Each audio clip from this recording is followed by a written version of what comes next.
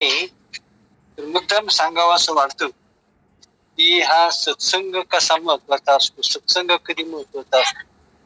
आणि आपल्याला जर या आयुष्याचा प्रश्न सोडवायचा असेल ना, आयुष्याचा प्रश्न सोडवायचा असेल तर सत्संगाशिवाय पर्याय नाही.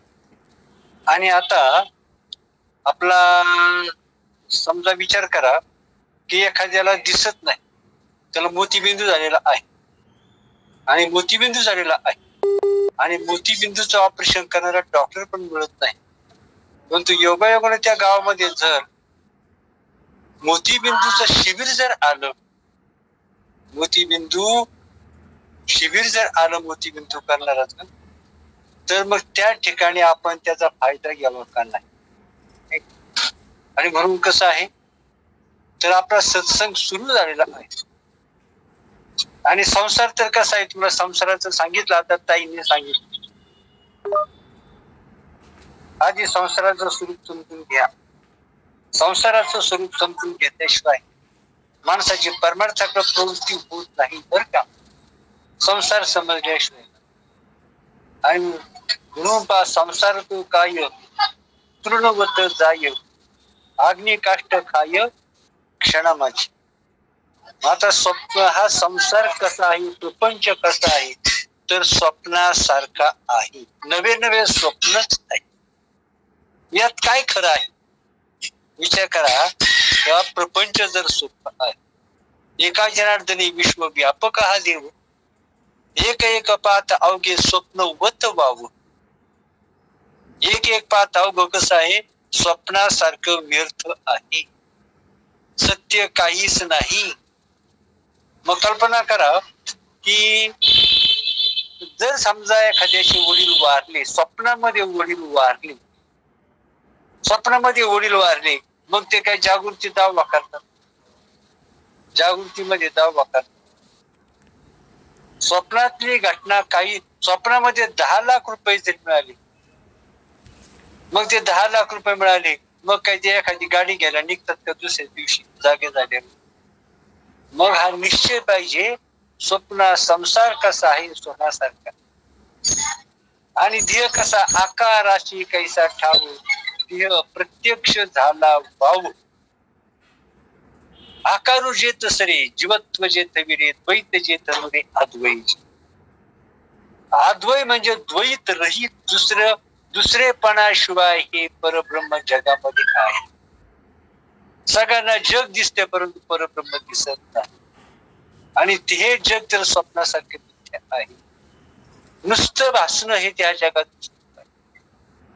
आणि म्हणून तर हे सत्य दृढ समजून घेण्यासाठी, आणि संसाराचं स्वरूप जर समजलं नाही तर संसारातून बाहेर पडता येणार नाही. आणि मग हा संसार आपल्याला काय आहे, होरपळून टाकल्याशिवाय, भाजून टाकल्याशिवाय, चटके दिल्याशिवाय आणि नाश केल्याशिवाय सोडणारच नाही. तो हा असं तुम्हाला माहिती आहे का, कसाही असो. कसाही काय करतो, त्याच्या हातात बकरी सापडली का त्या बकरीला मध्ये सोडित नाही.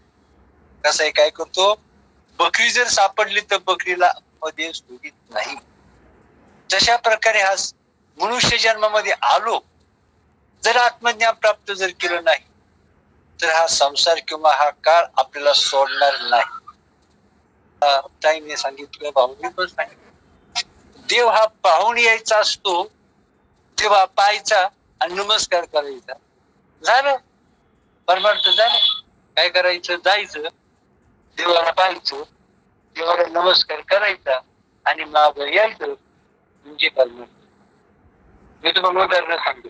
नवरा आहे, नवऱ्याला पाहायचं, नवऱ्याला नमस्कार करायचा, बाय बाय बाय करायचं आणि आपला रिटर्न माग. जमेल का, जमेल का?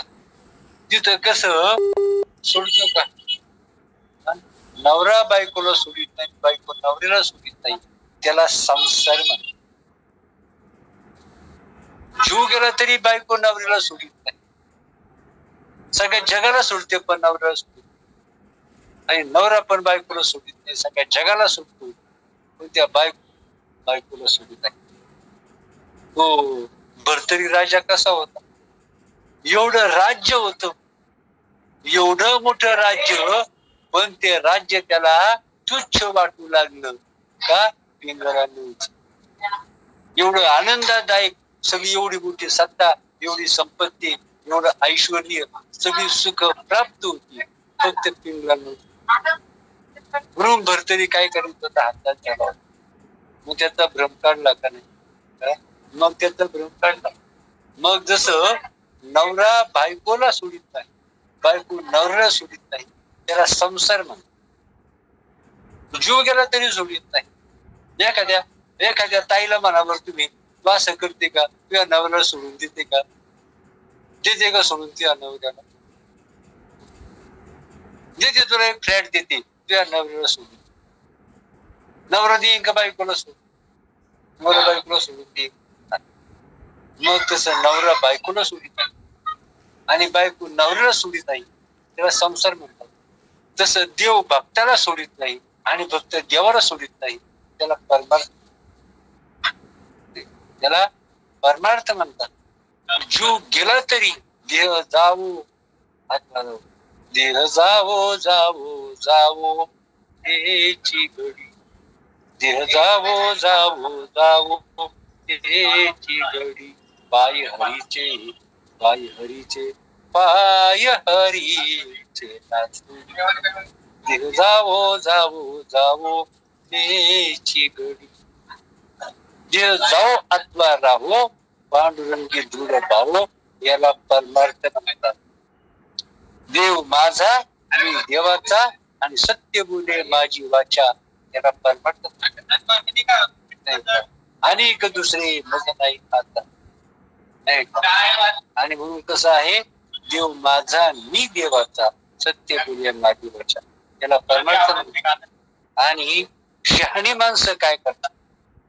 शहाणी माणसं या उभ्या आयुष्यात देव जोडण्याचा प्रयत्न करतात. शहाणी माणसं देव जोडण्याचा, निज वृत्ती काढी, सर्व माया तुडी, इंद्रिया सवडी. काय सांगितलं?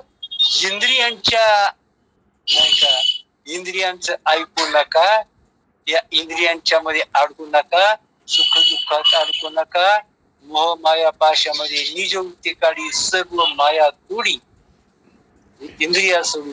माया तोडायला सांगितलं, नाही का? कुणाचे हे घर, हा देह कुणाचा, आत्माराम त्याचा तुझी जाणे, मी तू विचार विवेके शोधावा, गोविंद माधवा याच ती, ध्येय द्याता ध्यान त्रिपुटी वेगळा, सहस्रदळी उगवला सूर्य तैसा, नाही का?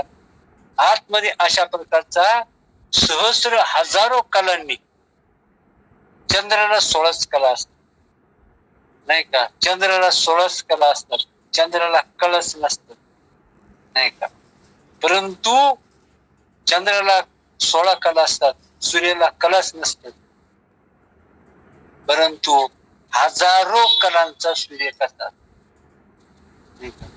आणि म्हणून काय सांगितलेलं आहे, तर आपल्याला परमार्थ का आवडत नाही, मला देव का आवडत नाही, त्या देवाचं भजन माझं आनंदानं का होत नाही, तर माणसानं काय करावं? विचार करावा. त्याला याचं भयंकर दुःख व्हावं, या गोष्टीचं दुःख व्हावं. संसारातून माझं चित्त का निघत नाही, या गोष्टी त्याला दुःख व्हावं.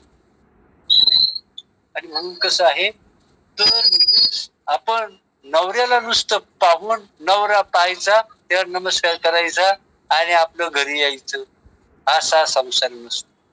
तसं देवाला पाहायचं, आणि देवाला नमस्कार करायचा आणि माग यायचं, नाही का? तुकाराम महाराज म्हणतात, जातो माघारी पंढरीनाथा, जातो माघारी पंढरीनाथा, तुझे दर्शन झाले आता, जातो माघारी पंढरीनाथा, तुझे दर्शन झाले आता, नाही का?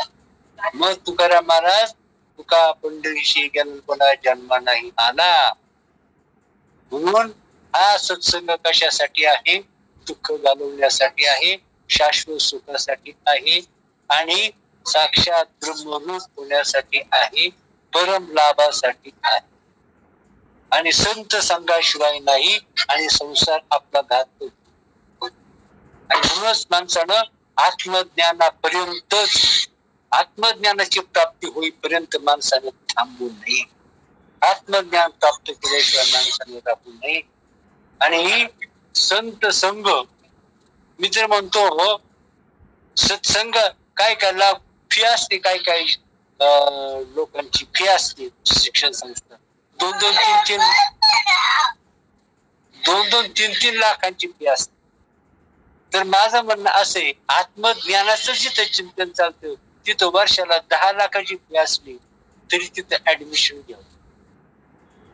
काय खऱ्या अर्थानं जिथं आत्मचिंतन चालतं, ब्रह्मचिंतन चालतं आणि आता मोक्षाचा मार्ग दाखवला जातो, देवाची भेट केली जाते, तिथं 10 लाख रुपयाची जरी फी असली तरी तिथं 10 लाख रुपये भरून ऍडमिशन घ्यावं.